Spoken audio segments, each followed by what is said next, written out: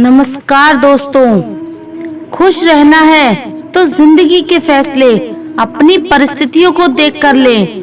दुनिया को देखकर जो फैसले लेते हैं वह दुखी ही रहते हैं।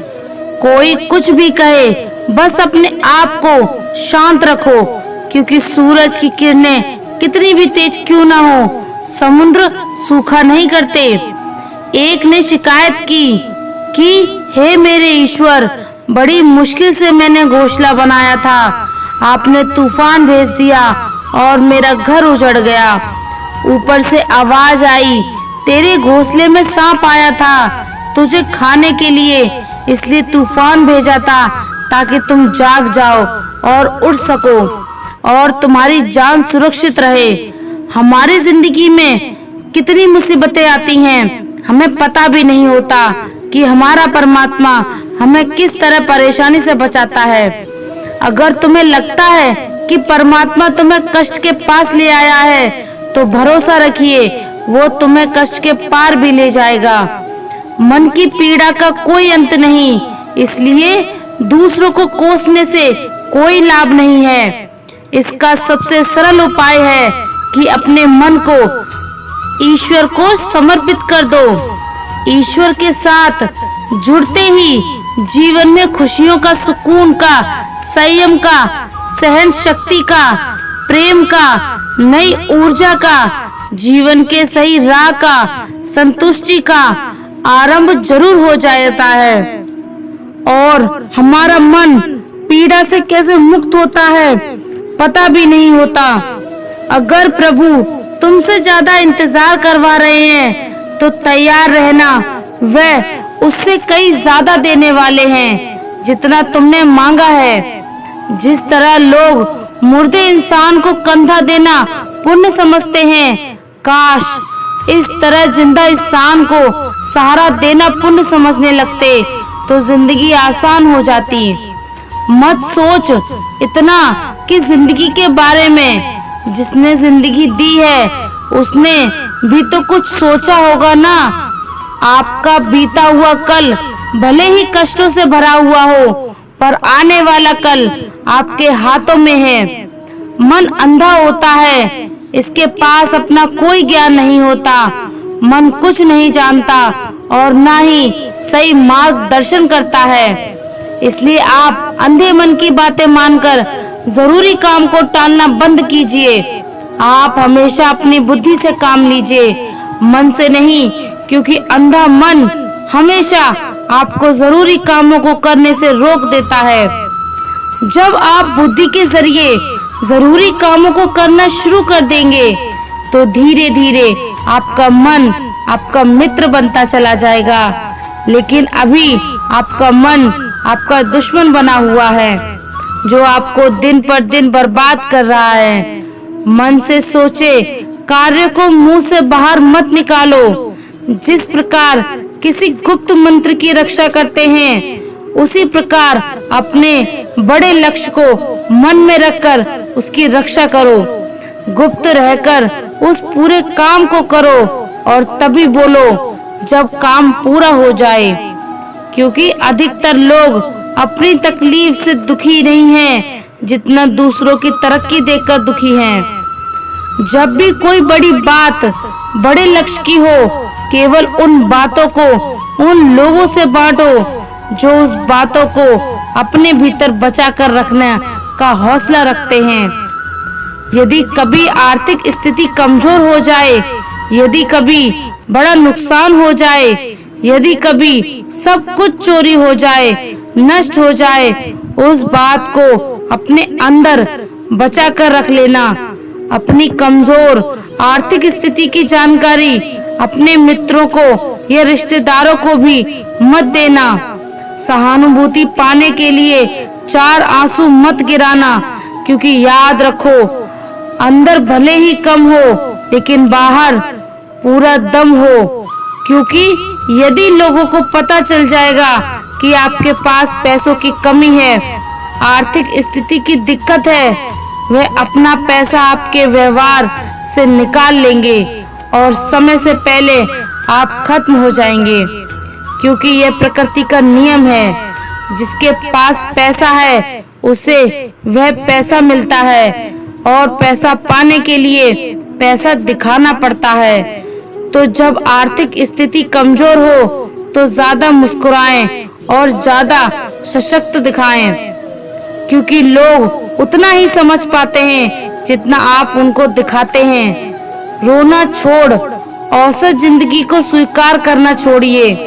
अतीत के बारे में सोचकर दुखी होना क्या नहीं, इसकी परवाह छोड़िए। कल क्या होगा इसकी चिंता करना छोड़िए। एक बात हमेशा याद रख लें कि किसी मित्र पर विश्वास ना करें। यदि आपके आसपास ऐसे लोग हैं जिनकी जीवन शैली लगातार नकारात्मक कार्य में लिप्त है, वे कितने भी गरीब ही दोस्त क्यों न हो जाएं, आज नहीं तो कल आपको नुकसान जरूर पहुंचाएंगे। आपकी जिंदगी में कुछ नहीं बदलेगा जब तक आप खुद को नहीं बदलोगे। मुंह पर सच बोल देने और गुस्सा कर लेने वाले लोग उन लोगों से करोड़ों गुना बेहतर हैं जो आपके सामने कुछ और पीठ पीछे कुछ और हैं। किसी का दर्द समझने के लिए इंसान के अंदर का इंसान होना जरूरी है। कौवा कोयल की आवाज को दबा सकता है मगर खुद की आवाज मधुर नहीं बना सकता। उसी तरह निंदा करने वाला व्यक्ति सज्जन को बदनाम कर सकता है मगर खुद सज्जन नहीं बन सकता। अगर अकेलापन है तो उसे एक वरदान समझो, क्योंकि परमात्मा ने तुम्हें खुद में सुधार लाने का थोड़ा अधिक समय दे दिया है। अकेले रहने का आनंद लेना सीखो, क्योंकि कोई भी हमेशा के लिए आपके साथ नहीं रहेगा। वक्त की एक आदत बहुत अच्छी है, जैसा भी हो गुजर जाता है। कामयाब इंसान खुश रहे ना रहे, खुश रहने वाला इंसान कामयाब जरूर हो जाता है। किसी के साथ होना ही सबसे ज्यादा कीमती हो जाए, वह रिश्ता जिंदगी का सबसे बड़ा हासिल होता है। जब सुखी हो तो भगवान को मत भूलना और जब दुखी हो तो भगवान पर विश्वास रखना। उन्हें छोड़ देना उचित है जो आपके होने का मूल्य नहीं जानते। यदि जगत में प्रत्येक कार्य मनुष्य द्वारा संभव होता तो मेरा अस्तित्व ही नहीं होता। जहाँ से तुम्हारे रत्नों का अंत होता है वहीं से मेरा अर्थात ईश्वर का कार्य प्रारंभ होता है।